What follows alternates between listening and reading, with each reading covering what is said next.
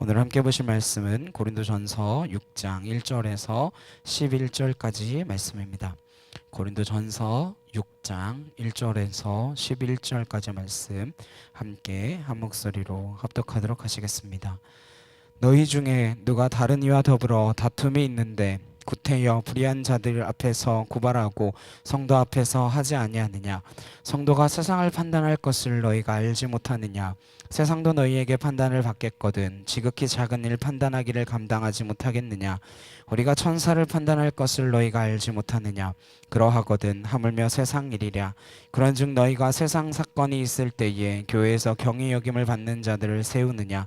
내가 너희를 부끄럽게 하려 하여 이 말을 하노니 너희 가운데 그 형제 간의 일을 판단할 만한 지혜 있는 자가 이같이 하나도 없느냐? 형제가 형제와 더불어 고발할 뿐더러 믿지 아니하는 자들 앞에서 하느냐? 너희가 피차 고발함으로 너희 가운데 이미 뚜렷한 허물이 있나니 차라리 불의를 당하는 것이 낫지 아니하며 차라리 속는 것이 낫지 아니하냐? 너희는 불의를 행하고 속이는구나. 그는 너희 형제로다. 불의한 자가 하나님의 나라를 유업으로 받지 못할 줄을 알지 못하느냐? 미혹을 받지 말라. 음행하는 자나 우상 숭배하는 자나 간음하는 자나 탐색하는 자나 남색하는 자나 도적이나 탐욕을 부리는 자나 술 취하는 자나 모욕하는 자나 속여 빼앗는 자들은 하나님의 나라를 유업으로 받지 못하리라. 너희 중에 이와 같은 자들이 있더니 주 예수 그리스도의 이름과 우리 하나님의 성령 안에서 씻음과 거룩함과 의롭다 하심을 받았느니라. 아멘. 불의를 당하는 삶, 불의를 당하는 삶이라는 제목으로 함께 말씀을 나누도록 하겠습니다. 오늘 내용이 조금 복잡합니다. 한 단어로 정의하자면 예수 믿는 사람들은 세상 밖에 나가서 법정에다 고소고발하지 말고 송사하지 마라, 그 이야기 하는 내용입니다. 근데 문제는 그 이야기를 하는데 그 의도, 거기에 담겨져 있는 동기를 알아야 사도 바울이 왜 이 이야기를 했는가 이해할 수 있습니다. 그러려면 고린도 도시가 로마 제국 치하에서 가지고 있는 성격을 알아야 됩니다. 고린도는 로마의 식민지 도시 국가였습니다. 역사관들은 로마를 굉장히 후하게 평가합니다. 특별히 법 집행에 있어서 상당히 공정했다, 이렇게 평가를 합니다. 길게는 로마의 1000년의 역사를 가지고 있다 이렇게 이야기하는데 1000년 제국을 이끄는 거 쉽지 않잖아요. 조선 왕조도 500년이다 이런 이야기 하는데 쉽지 않잖아요. 물론 나라가 분리되고 하는 과정을 겪기도 했습니다. 어쨌든 로마는 1000년의 제국을 유지했어요. 그럴 수 있었던 것 중에 주요하게 꼽는 원인이 로마의 법 질서, 그래서 로마의 법 집행이 굉장히 객관성을 가지고 공정성을 가지고 있었다 이렇게 인정합니다. 그런데 이 이면에 감추어져 있는 치부가 있습니다. 그게 뭐냐면 국가에 관한 행정적인 문제라든지 형사법이라든지 그런 데는 나름대로 공정하고 객관적으로 법 집행을 했습니다. 근데 이것이 민사의 문제로 들어가면 엄청난 부패가 있었습니다. 여기서 로마의 관리들은 엄청난 뇌물을 받았고 부패가 일어나고 있었습니다. 그래서 사회적 지위가 있고 재력 있는 사람들은 어떻게 해서든 송사를 만들어서 거기에서 다른 사람의 것들을 빼앗는, 이득을 챙기는 일들을 관리들과 함께 해왔습니다. 오늘 사도 바울이 격려하는 이유가 이것입니다. 너희가 어째서 교회 공동체에서 일어난 그 문제를 교회 공동체 내에서 해결하지 못하고 세상의 법정으로 끌고 가느냐. 굉장히 민감한 반응을 보입니다. 심지어는 5절에 이렇게 이야기하죠. 내가 너희를 부끄럽게 하려 하여 이 말을 하노니. 너 부끄러워해라는 거야. 너는 이거 지금 정말 잘못된 거다. 그 이야기 하는 거야. 바울이 작심하고 말합니다. 내가 너희를 부끄럽게 하려 하여 이 말을 하노니. 고린도 교회에 대한 소식을 사도 바울이 들어왔죠. 그 중에 교회에 발생한 문제들을 이들이 법으로 해결하기 위해 법정을 끌고 가서 송사를 한 일들이 벌어졌습니다. 근데 그 내용이 무엇인지에 대해서는 성경에 밝히고 있지 않기 때문에 잘 모르겠어요. 그런데 앞서서 살펴보면 5장 9절에는 이런 이야기가 있습니다. 내가 너에게 쓴 편지에 음행하는 자들을 사귀지 말라 하였거니와. 앞에 지난주에 다뤘던 말씀의 주요 주제가 무엇이었죠? 음행의 문제가 나왔어요. 지난주에 나눴죠. 그리고 세상의 법정 앞에 송사하는 문제로 지금 넘어갑니다. 근데 이 이야기가 또 뭐로 마무리되는가 하면 6장 8절에 보시면 너희는 불의를 행하고 속이는구나. 그는 너희 형제로다. 9절에 불의한 자가 하나님의 나라를 유업으로 받지 못할 줄을 알지 못하느냐. 미혹을 받지 마라. 음행하는 자나 우상 숭배하는 자나 간음하는 자나 탐색하는 자나 남색하는 자나. 또 무슨 이야기로 넘어가죠? 부도덕한 성적인 죄로 주제가 마무리됩니다. 그 음행의 문제를 이야기하다가 중간에 슬그머니 송사 문제가 끼어들었어요. 그리고 송사 문제가 무슨 이야기로 마감돼요? 음행의 문제로 마감이 됩니다.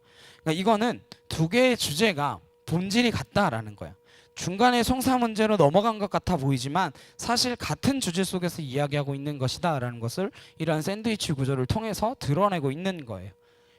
그래서 성경은 한 절 한 절 그 내용도 상당히 중요하지만 그 한 절의 내용이 소중한 만큼 이 전체의 구조와 배경이 어떠한가, 이 배열은 어떻게 되어 있는가도 살펴보아야 할 필요가 있습니다.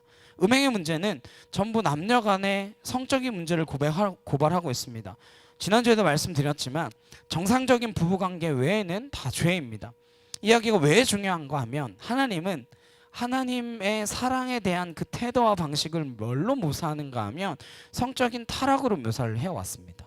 구약에서도 계속 보시면 이들이 성적으로 타락하고 물러나고 막 그렇게 되는 과정들이 다 하나님하고 멀어지는, 하나님과의 관계가 깨지는 그런 모습들이었어요.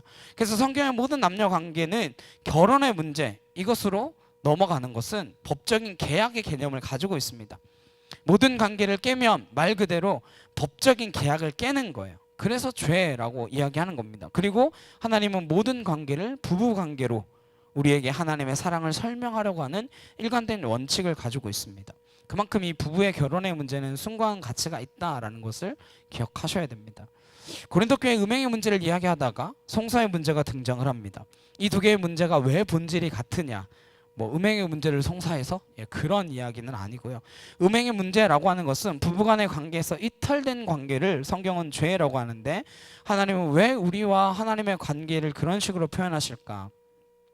하나님으로 만족하지 못하는 것을 성경에서는 간음, 우상숭배라고 이야기합니다. 그 이면에는 인간의 탐욕이 작용을 합니다.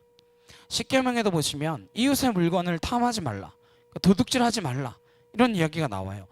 안 해도 될 것 같은 당연한 문제를 왜 이야기할까요? 십계명인데 이 중요한 십계명에 막 도둑질하지 말라, 내 이웃의 것을 탐하지 말라, 이런 이야기를 왜 할까요?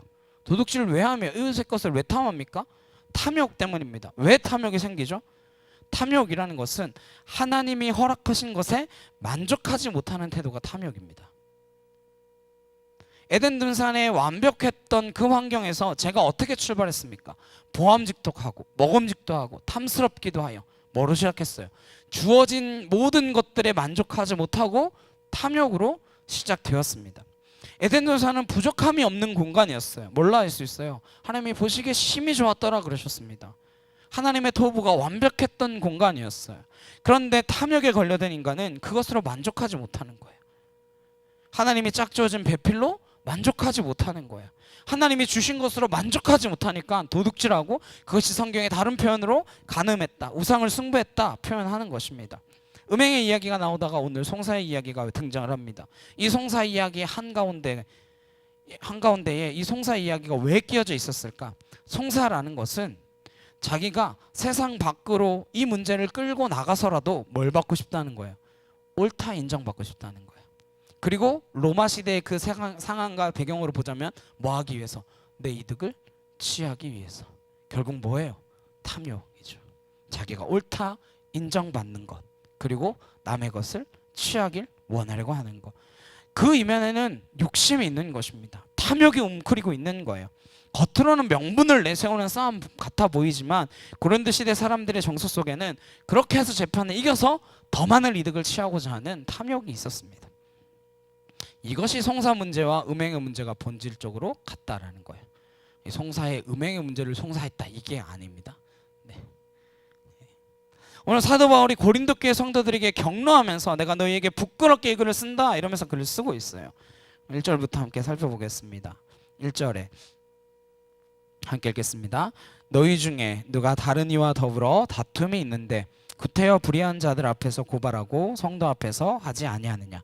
첫 번째 지적이 뭐냐면 왜 불의한 자들 앞에서 그 문제를 끌고 나가냐 이거예요.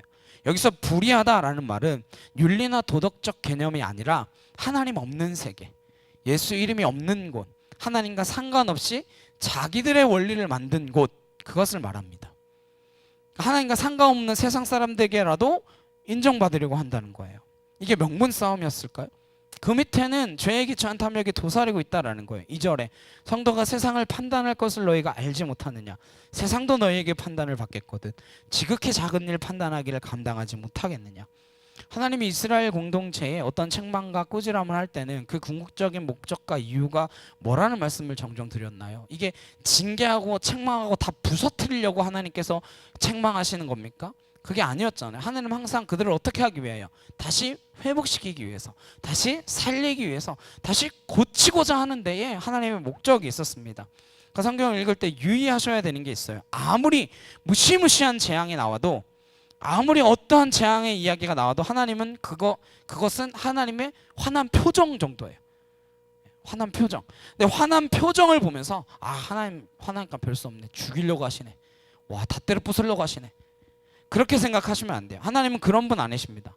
하나님 뭐라고 우리가 고백합니까? 하나님은 사랑이십니다. 가장 많이 고백하잖아요. 그분의 실체가 사랑이에요. 사랑하기 때문에 경로도 하시고 뽑아서 옮기기도 하시는 거예요. 목적은 무엇입니까? 회복이에요. 근데 문제는 이걸 알아 먹을 만하면 천국 가까울 날이 다가온다는 거죠. 애들이 그걸 아나요? 모르나요? 모르죠. 잔소리 들을 때는 어떻게 해요? 내가 진짜로 다리 밑에서 주워왔나 봐. 막 그러다가 이제 철이 들어서 보면 어떻게 됩니까? 부모님이 곁에 안 계시죠. 그래서 그런 말도 있잖아요. 풍수지탄이라고. 네. 이제 좀 알고 부모님을 잘 공양하려고 하는데 이미 돌아가시고 없다. 그렇게 하는 사자성어도 있잖아요. 우리가 하나님의 사랑도 깨달아갈 때쯤 되면 갈 날이 머지 않았다라는 거예요. 그때는 재앙이 목적이 아니다라는 것을 알아야 됩니다.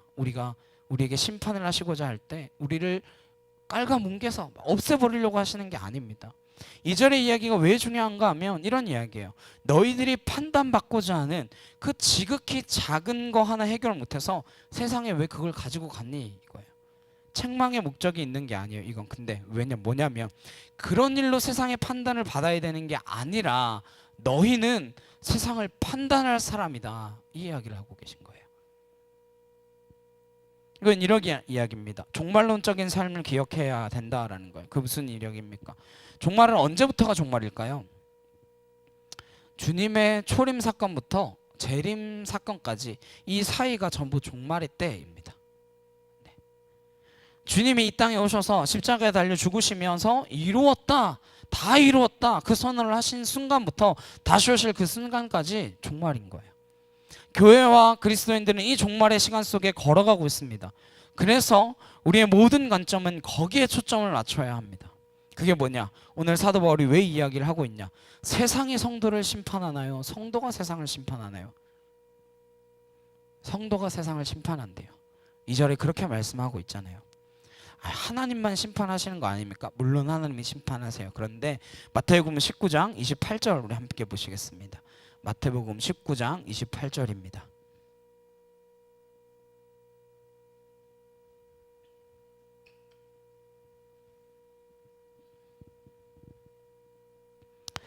마태복음 19장 28절 함께 보겠습니다. 시작.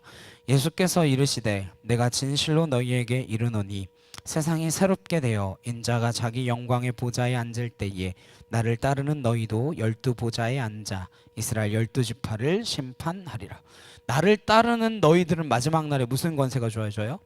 보좌에 같이 앉아서 심판의 권세가 주어집니다.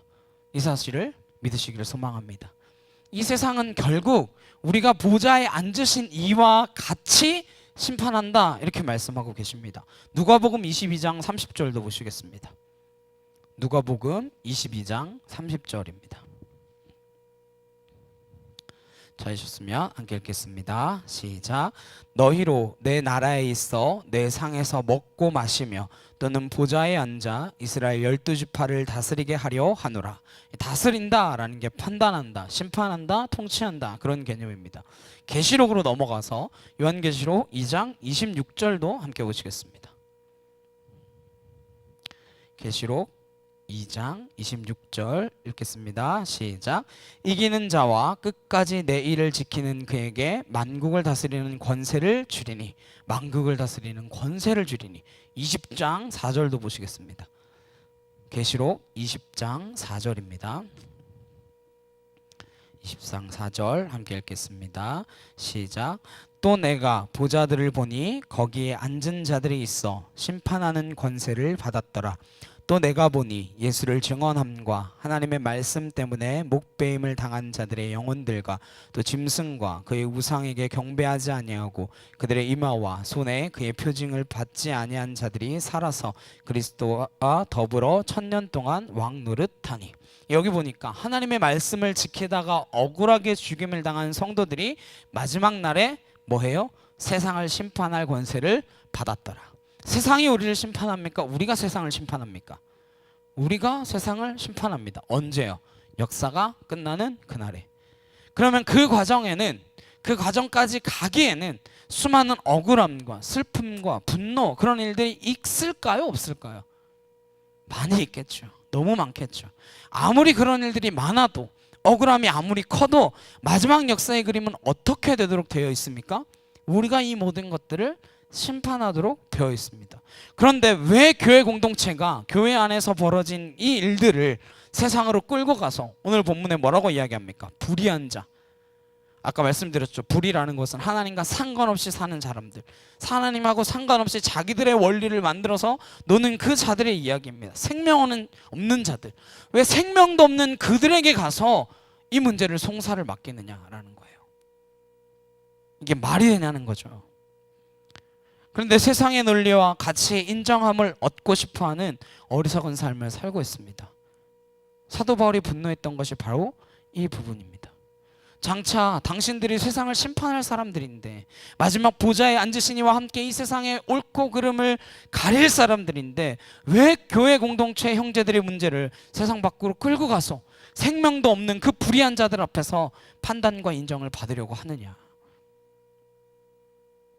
그런데 이 갈등과 이 싸움은 우리의 일상 속에서 계속해서 벌어지고 있는 것입니다. 사도 바울이 이걸 지적하고 있는 거예요. 우리도 뭐 하고 싶어 하죠? 세상의 인정을 받고 싶어 합니다. 세상의 판단을 받고 싶어 합니다. 음행의 문제도 교회가 건강한 책임을 다하지 못한 문제이면서, 동시에 송사의 문제도 교회가 교회를 교회되게 하는 그 원래의 의도와 목적을 지켜내지 못했던 까닭입니다. 그래서 지금 같은 선상에서 놓고 있는 거예요. 5절입니다. 내가 너희를 부끄럽게 하여 이 말을 하노니 너희 가운데 그 형제 간의 일을 판단할 만한 지혜 있는 자가 이같이 하나도 없느냐.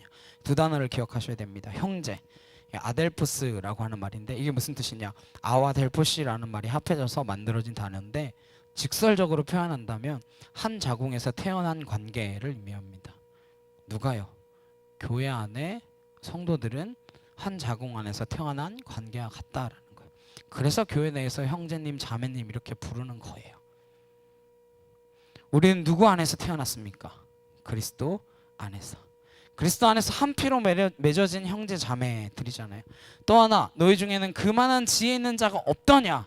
이거 언어 유희예요. 사도 바울이 일부러 지혜라고 하는 단어를 사용합니다. 왜? 고린도 교회 정사가 무엇이었습니까? 이들의 멘탈리티가 뭐예요? 우리는 잘난 사람들, 우리는 엘리트들, 엘리트주의에 빠져 있었잖아요. 여러 번 말씀드렸죠. 여기엔 상당한 지식인들이 모여서 우리 교회는 누가 다녀? 뭐 이럴 수 있는 그런 엘리트들, 이런 잘못된 자긍심을 가지고 있었습니다.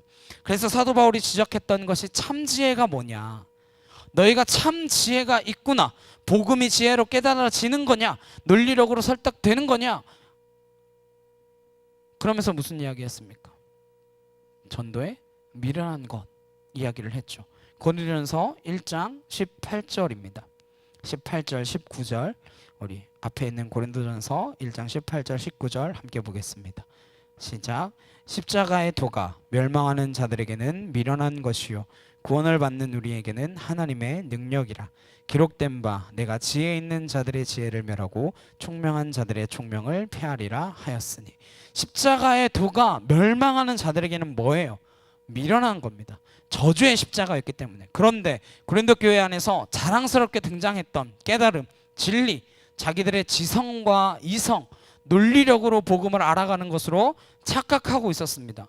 그것을 지혜의 자랑으로 자기 의를 드러내는 것, 자기를 잘난 척하는 것에 사용하고 있었어요. 이게 고린도 교회의 분위기였습니다. 그래서 사도 바울이 6장에 일부러 지혜라고 하는 단어를 사용하는 거예요. 너네 그렇게 잘났다며. 지혜가 없구나. 1장의 이야기를 기억하기 위해서 20절에 지혜 있는 자가 어디 있느냐, 선비가 어디 있느냐, 이 세대의 변론가가 어디 있느냐, 하나님께서 이 세상의 지혜를 미련하게 하신 것이 아니냐, 하나님의 지혜에 있어서는 이 세상이 자기 지혜로 하나님을 알지 못하므로 하나님께서 전도에 미련한 것으로 믿는 자들을 구원하시기를 기뻐하셨도다. 결국 사도 바울이 고린도 교회 성도들에게 전하고자 했던 지혜는 어떠한 지혜입니까? 십자가의 지혜를 당연히 이야기하는 거죠. 6장으로 넘어가서 바울의 질문을 다시 보겠습니다. 5절에 6장 5절에 내가 너희를 부끄럽게 하려 하여 이 말을 하노니 너희 가운데 그 형제 간의 일을 판단할 만한 지혜 있는 자가 이같이 하나도 없느냐. 사도 바울이 여기서 말하는 지혜는 고린도 교인들이 자랑하던 지혜입니까? 십자가의 지혜입니까? 십자가의 지혜죠. 이겁니다. 너희가 왜 교회에 일어난 그 형제 간의 일을 세상의 법정으로 끌고 가서 송사하는지 아느냐? 그건 너희가 아직 십자가를 모르기 때문이다. 아직 십자가가 드러내고자 하는 지혜를 너희가 모르고 있기 때문이다. 그 이야기야. 너희가 십자가 앞에서 그리스도와 못 박힌 죄인으로서 선다면 어떻게 내 형제를 법정으로 끌고 가서 고소할 수 있겠느냐? 고린도 교회의 문제가 뭐였던 거예요? 복음의 가장 핵심 가치인 십자가가 제대로 전달되지 않고 있었다라고 사도 바울은 지적하고 있는 것입니다. 십자가는 무엇입니까? 모든 죄악을 짊어지고 나 대신 죄 없는 그분이 죽으신 그 자리입니다. 우리는 거기에 갚을 수 없는 빚을 그분께서 다 갚아주셨습니다. 탕감받은 존재예요. 근데 왜 이 형제, 한 자궁에서 태어난 관계에 해당하는 형제의 그 약함을 세상으로 끌고 가서 자기는 판단과 인정을 받아서 이득을 취하려고 하는, 자신은 의롭다함을 인정받으려고 하는 그런 어리석은 짓을 하느냐, 그 이야기예요. 그건 결국 궁극적으로 너희가 세상을 심판할 자인지 알지 못하기 때문이고 그리스도의 그 은혜를 받은 자인지 알지 못하기 때문이다. 고린도 교회 교인들은 십자가의 의미를 아직 온 가슴으로 경험하지 못했다라는 거예요. 우리의 인생은 십자가에서부터 시작되는 것입니다. 교회를 수십 년 다녀도 십자가의 의미를 제대로 경험하지 못하는 사람들도 있는 것 같습니다. 근데 오히려 괜찮은 사람일수록 더 그런 것 같아요. 자기가 얼마나 진절이 나는 죄인인지를 깨달아야 십자가를 정확히 알 수 있습니다. 아, 그래도 난 좀 괜찮은데. 아니에요. 오죽했으면 전도서 기자가 뭐라고 합니까? 너무 의인 되지 말라 그랬어요. 고린도 교인들은 너무 잘난 거예요. 너무 의로운 거예요. 그래서 자기의 옳음을 세상의 법정에 끌고 가서라도 인정받고 싶은 거예요. 아직 뭘 통과하지 못한 것입니까? 아직 죽지 않은 거죠. 십자가를 경험하지 못한 거예요. 십자가를 제대로 통과하지 않은 것입니다. 바울은 너희가 십자가가 무엇인지 정확히 알았더라면 이렇지 않았을 것이다 이야기하는 것입니다. 7절 우리 같이 한번 보시겠습니다. 오늘 말씀의 제목이 여기서 나왔는데 함께 보겠습니다. 너희가 피차 고발함으로 너희 가운데 이미 뚜렷한 허물이 있나니 차라리 불의를 당하는 것이 낫지 아니하며 차라리 속는 것이 낫지 아니하냐. 차라리 뭘 당하라는 거예요? 불의를 당하래요. 속으래요. 차라리. 8절 너희는 불의를 행하고 속이는구나. 그는 너희 형제로다. 9절 불의한 자가 하나님의 나라를 유업으로 받지 못할 줄을 알지 못하느냐. 미혹을 받지 말라. 음행하는 자나 우상 숭배하는 자나 간음하는 자나 탐색하는 자나 남색하는 자나 도적이나 탐욕을 부리는 자나 술 취하는 자나 모욕하는 자나 속여 빼앗는 자들이 하나님의 나라를 유업으로 받지 못하리라. 너희 중에 이와 같은 자들이 있더니 주 예수 그리스도의 이름과 우리 하나님의 성령 안에서 씻음과 거룩함과 의롭다 하심을 받았느니라. 이것이 결코 도덕적이거나 윤리적인 교훈의 문제가 아니에요. 결론은 무엇입니까? 차라리 너희가 불의를 당하라. 이게 무슨 말일까요? 이것에 담긴 의미가 뭘까요? 우리 그리스도인들은 하나님의 말씀의 원리와 원칙을 가지고 세상을 살아가죠. 그렇죠? 말씀의 원리와 원칙대로 살기를 소망하잖아요. 근데 그렇게 살아가다 보면 전부 불의를 뒤집어 쓸 수밖에 없습니다. 그렇지 않을 현장이 있던가요? 거기다 우리 자체가 불의 덩어리예요. 힘써 의를 행하나 하나님 앞에 악을 행하던 존재였습니다. 대표적인 인물이 바로 이 사도 바울이죠. 바울은 교회를 핍박하고 예수 믿는 사람들을 체포하러 다녔음에도 하나님 앞에 의로운 일을 하고 있다 생각했습니다. 그런데 그가 다메섹 언덕에서 주님을 만난 이후에 완전히 뒤집어졌죠. 그는 스데반을 죽이는데 앞장섰던 인물이었습니다. 우리가 잘 아는 그 스데반 집사를 죽이는데 앞장섰어요. 근데 그 스데반이 죽을 때 그 불의 앞에서 어떻게 했죠? 잠깐, 내가 당신 돌 던지는 거 고소할 테니까 이거 법정 가서 따집시다. 그랬나요? 그냥 돌에 맞아 죽었어요. 그걸로 끝났습니다. 불의 앞에 무너진 인생이었어요. 그러고 나서 바울이 그 순교의 열매로 사도가 돼요. 그런데 바울이 평생의 복음을 전하면서 스데반이 그 불의 앞에 무너져가던 그 모습이 눈에서 잊혀질까요? 내가 주도하여서 저 사람 돌 던져가지고 죽였는데, 근데 그게 스데반 하나예요? 성경에 기록되지 않았지만 또 있을 거예요, 분명히. 못 떨쳐버려요. 그걸 어떻게 떨쳐버립니까? 불의한 게 없는 그 사람이 나의 불의 때문에 맞아 죽었는데, 얼굴을 들 수 없는 면목 없는 인생으로 평생을 복음을 전합니다. 얼굴 못 들어요. 그래서 내가 죄인 중에 괴수라고 고백할 수밖에 없는 거예요, 바울은. 그리고 베드로가 칼을 빼서 말고의 귀를 자를 때 예수님 뭐라고 했습니까? 도로 넣어라. 그 말고의 귀를 자르는 행위를 예수님이 동의하지 않으셨습니다. 베드로는 잘못 생각하고 있었어요. 지금 우리가 얼마나 좋은 일을 하고 있는데, 내가 나라를 위해서 얼마나 의로운 일을 하고 있는데 감히 우리 예수님을 잡아가? 이 나쁜 놈들이? 이러면서 칼을 빼든 거예요. 자신은 그게 의의 칼인 줄 알고. 주님은 칼집에 칼을 넣으라 그러셨습니다. 뭔 이야기예요? 너 지금 잘못 생각하고 있다. 나는 이 나라의 독립 그것을 위해서 여기 온 사람이 아니라 온 인류의 생명과 구원을 위하여 내 모든 혈과 육으로 이 나라를 뒤엎는 독립투사로 온 게 아니라 칼집에 칼을 꽂아라. 나는 온 세상을 구원할 구원자로 이 땅에 온 것이다. 내가 죽어야만 한다라는 것을 몸소 보이셨다는 거예요. 사도 바울은 마지막에 어떻게 죽습니까? 로마의 감옥에 갇혀서 두 번째 투옥되었을 때에 사형 선고를 받았어요. 더 이상 풀려날 수 없다라는 것을 직감하고 있습니다. 복음으로 낳은 아들 디모데에게 편지를 써요. 이제 후로는 나를 위하여 의의 면류관이 예비되었으므로 주 곧 의로우신 재판장이 그날에 내게 주실 것이니 내게만 아니라 주의 나타나심을 사모하는 모든 자에게노니라. 하나님을 의로운 재판장이라고 하는 법적인 용어를 썼습니다. 심판에 관한 그림인 거죠. 당대 로마는 절대 국가입니다. 황제는 사람이 아니라 신으로 대접받았어요. 그러니까 황제의 법으로 사형을 선고받았습니다. 그건 누가 와도 못 뒤집어요. 누가 뒤집습니까? 근데 바울이 이렇게 고백하는 거예요. 너희는 나를 가두고 사형 선고를 내렸지만 이것이 최종적인 심판이 아니다. 내게는 더 궁극적인 진짜 심판이 남아있다. 누구의 심판이요? 의로우신 재판장이신 우리 아버지 하나님의 그 심판이 내게는 있다. 그게 진짜 심판이다. 너네가 내린 이 심판 이거 아무것도 아니다. 이걸 종말론적인 삶의 실제라고 이야기하는 것입니다. 오늘 사도 바울이 차라리 불의를 당하라 라는 것은 무슨 말입니까? 우리의 불의를 짊어지고 누가 죽으셨어요?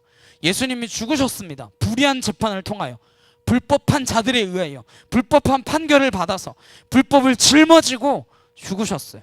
재판 과정도 불법이었고 불의한 우리들을 위해서 불법을 다 뒤집어 쓰고 예수님이 죽으셨어요. 여기서 차라리 불의를 당하라는 말은 예수 그리스도 안에 한 형제로 거듭난 성도여 교회라면 이 세상에서 그 불의를 뒤집어 쓰고 살 수밖에 없다는 거예요. 교회가 세상과 싸울 일은 하나도 없습니다. 왜 교회가 세상과 싸워야 되죠? 다 손해보고 지고 당하고 이러면 어떤 분들은 거부감 드실 거예요. 그런 게 기독교라면, 그렇게 볼품없는 게 기독교라면 나 그 차라리 안 믿을래요. 그런데 그런 거예요. 세상의 가치 기준으로는 그런 게 기독교라면 믿을가 필요가 없는 내용들을 담고 있습니다. 왜요? 십자가의 사건이 결국 그걸 이야기하잖아요. 예수 그리스도께서 그 불이 없으신 분이 우리의 모든 불의를 다 뒤집어 쓰시고 불법한 십자가에서 다 끝을 내셨잖아요. 우리도 그 안에서 살아가는 인생으로 부름받았기 때문에 그 길을 가야 하는 거예요. 그 불의 속에. 싫으시죠? 너무 싫죠? 와, 저 세상 싫어하는 게 억울한 일 당하는 거거든요. 그런데 우리에게 그 길을 쫓도록 요구하셨습니다. 그것이 십자가의 은혜를 아는 백성의 넉넉함입니다. 근데 우리는 못하는 거죠. 내가 왜 이런 대접 받아야 돼? 그런 사람은 아직 그 십자가를 참 의미를 통과하지 못한 고백입니다. 진짜 예수님의 깊이를 경험한 사람은 넉넉해집니다. 누가 찔러도 스테반처럼 그래 알았어 나 먼저 갈게 이러면서 가는 거예요. 그게 종말론적인 삶입니다. 어렵죠. 쉽지 않습니다. 저도 제일 세상에서 싫어하는 게 억울한 일 당하는 거라니까요. 예수 믿으면 부자 되고 성공하고 막 시험 볼 때 막 답이 촥촥촥촥촥 보이고, 그거는요 사실 기독교적 가치가 아니에요. 기독교는 그런 내용을 담보하지 않습니다. 그런 내용을 담고 있지도 않아요. 우리가 붙들어야 할 지혜는 십자가의 피 흘리심의 사건입니다. 왜 그분이 죽으셨는가? 우리의 모든 불의를 지고 죽으신 그 예수님, 우리도 기꺼이 그 길을 따르겠습니다. 우리는 그때 어떤 자들이 되는 거예요? 11절에 성령 안에서 씻음과 거룩함과 의롭다 하심을 받은 자가 되는 것입니다. 어느 누구도 우리를 정죄할 수 없습니다. 그래서 우리도 주님처럼 불의를 뒤집어 쓰고 가는 거야. 그게 교회가 이 땅에 하나님의 메시지를 드러내는 방식입니다. 좀 당하셔도 돼요. 좀 속으셔도 됩니다. 이 원리가 우리의 삶 속에서 드러나길 간절히 주님의 이름으로 축복합니다. 함께 기도하시겠습니다. 사랑과 능력의 주님 감사합니다.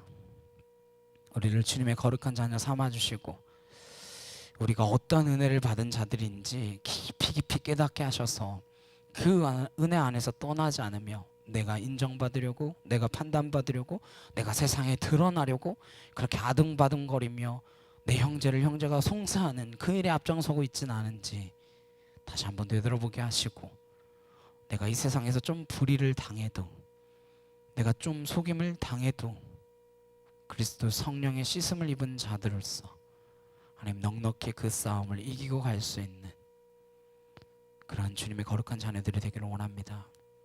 우리는 십자가의 지혜를 벗어버리려고만 합니다. 십자가의 그 지혜를 내동댕이 치려고만 합니다.